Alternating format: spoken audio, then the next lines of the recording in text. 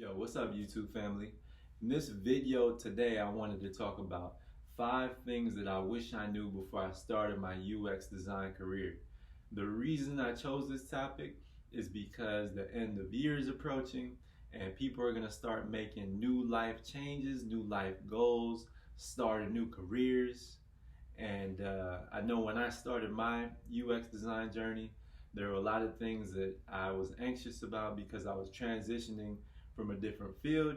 So, in the case that you're graduating college right now and you have a bit of anxiety, or this is your first job out of college, or even if you're transitioning from a different field like I did, hopefully these tips help you out.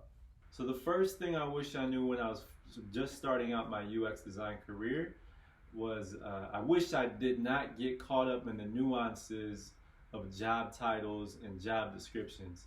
Because when I was starting out, I would see roles that were titled UX/UI designer, but then again, I'd also see roles that were titled product design or simply UI designer.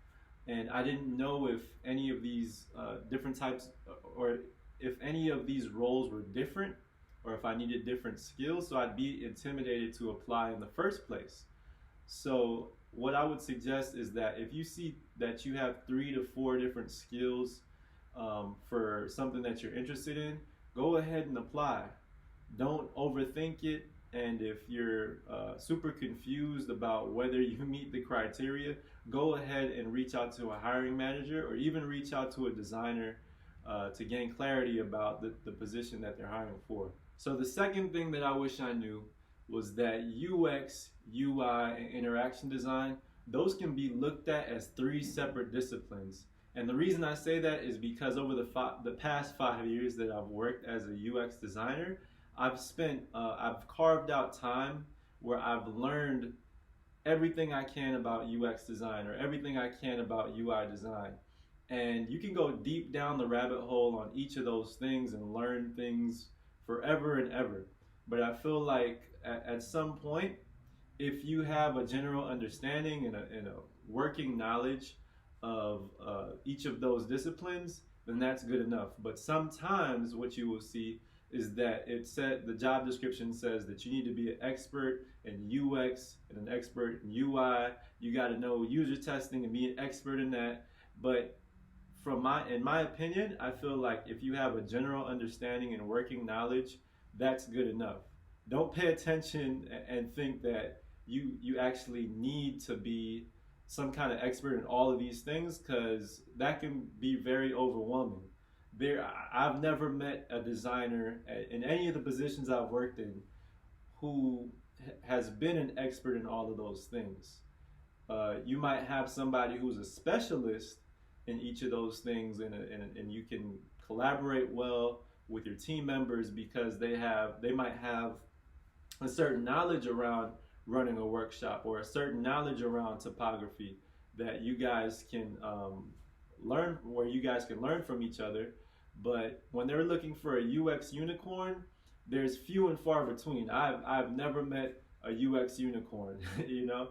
So that's very rare out there. Don't think or be intimidated when you see a job description where it's asking you to be an expert, because these are all separate disciplines and they do coincide with each other, and there are roles where you might need to have a general understanding around each of those disciplines, but don't think that you need to know everything before you apply to certain positions.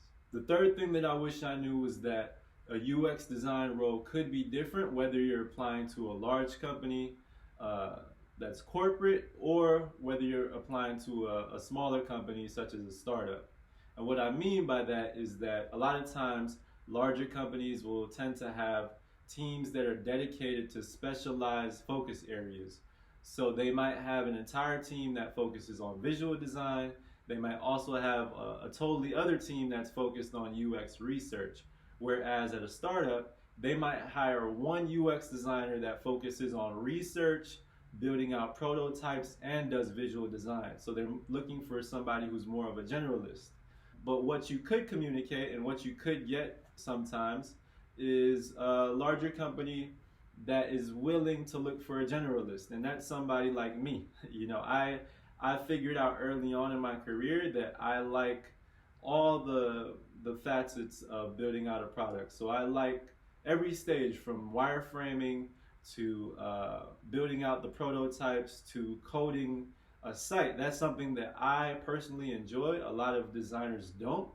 But just be honest with yourself, or be honest with hiring managers about who you are and the kind of role that you're going after.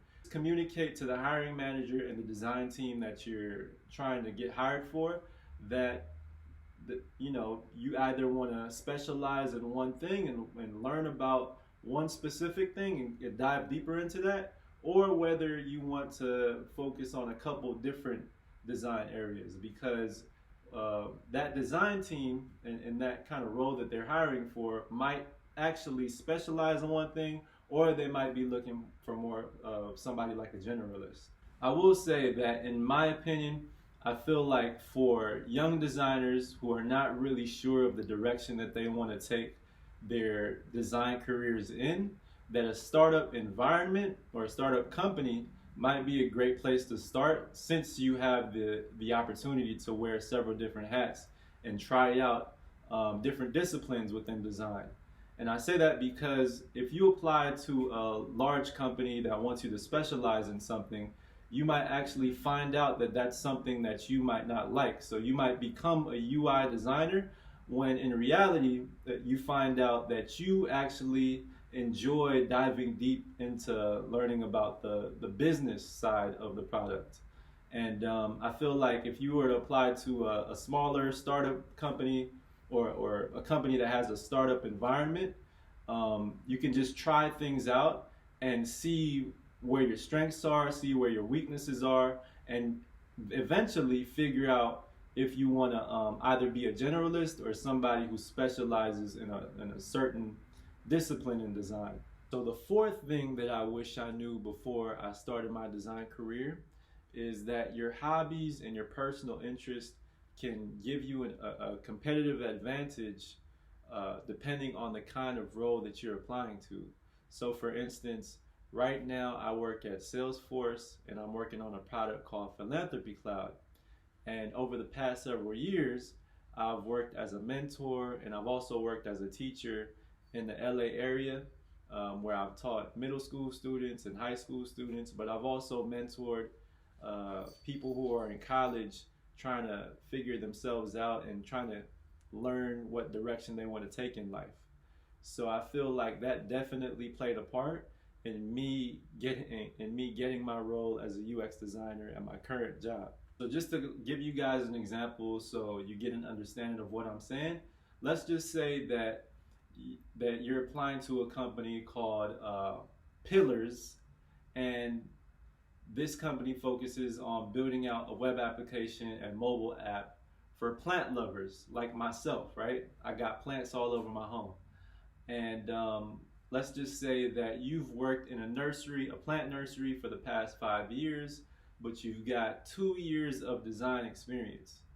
Now, I would say that you have leverage over somebody who has 3 to 4 years of design experience, but they don't understand the challenges of what plant lovers go through. So I definitely feel like if you have a specific interest or expertise around a certain hobby, and that matches with the company that you're applying for, that could definitely help you out with getting that kind of role. I also feel like it's important to communicate your interests and hobbies to a company, especially when those interests match the company, because your interests go beyond just getting a paycheck.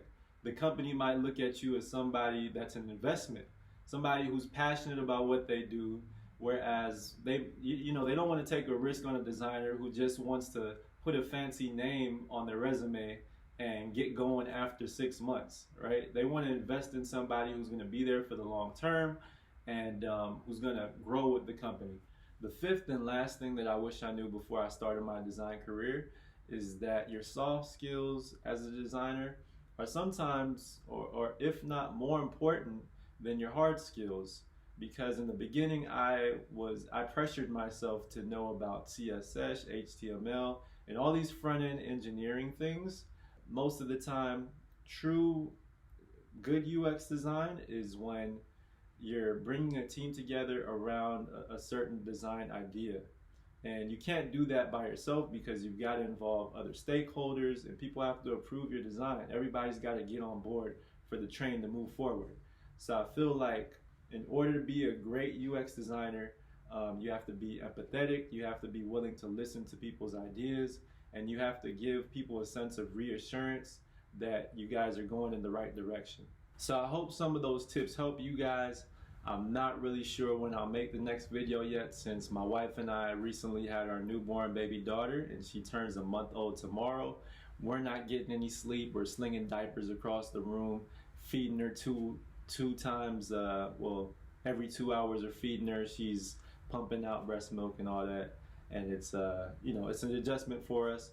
So my plan is to put out 2 videos a month, but we'll see how that goes. I gotta figure life out. But if you like this video in any way, please comment, like, and subscribe. I'll see you guys in the next video soon. Peace.